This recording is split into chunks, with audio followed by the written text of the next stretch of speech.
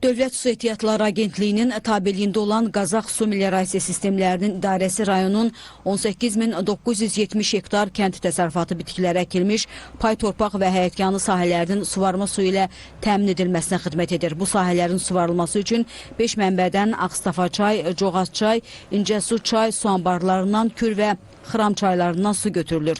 Qeyd olunan sahələrin 7160 hektar mexaniki üsulla, yəni nasos stansiyaları, 11810 hektar isə öz axımı ilə açıq kanallar və arxlar vasitəsilə suvarılır. Cari ilin əvvəlindən arxlarda və kanallarda lildən kol-kosdan təmizləmə işləri aparılmışdır. Belə ki, 325 min kubmetr həcmində 272 kilometr uzunluğunda arx və kanallarda təmizləmə işləri aparılmış. Eyni zamanda 63 min kubmetr həcmində çay məcralarında, Kür çayı, Ağstafa çay və Coğaz çayı məcralarında tənzimləmə işləri görülmüşdür. İdarənin balansında 22 ədəd nasos stansiyası mövcuddur ki, bundan 20 ədədi fəaliyyət göstərir. Hazırda nasos stansiyalarında da cari təmir işləri aparılır. Fermerlər bu il olduğu kimi növbəti 2026-cı ildə də əkin sahələrindən bol məhsul gözləyirlər.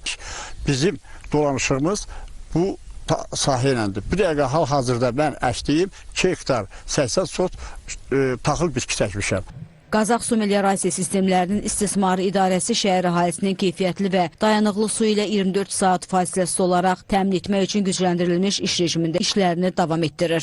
İçməli su təchizatında fasilələrin yaranmaması üçün baş verən qəzalar qəza bərpa xidməti tərəfindən operativ olaraq aradan qaldırılır, nasos stansiyalarda cari təmir işləri aparılır.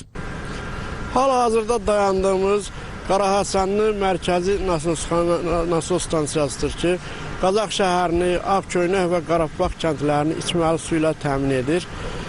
Nasos stansiyada cari təmir işləri aparılır.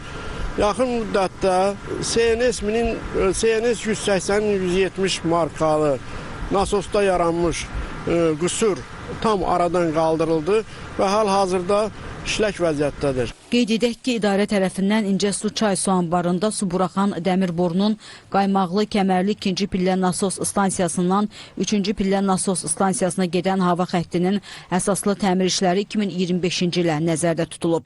İdarənin balansında olan Axmaz və Şıxlı arxlarında müasir texnologiyalardan istifadə edilərək günəş paneli ilə çalışan su ölçən cihaz quraşdırılıb ki, bu cihaz vasitəsilə suyun sərfiyyatını ölçmək, hesabatını aparmaq mümkündür.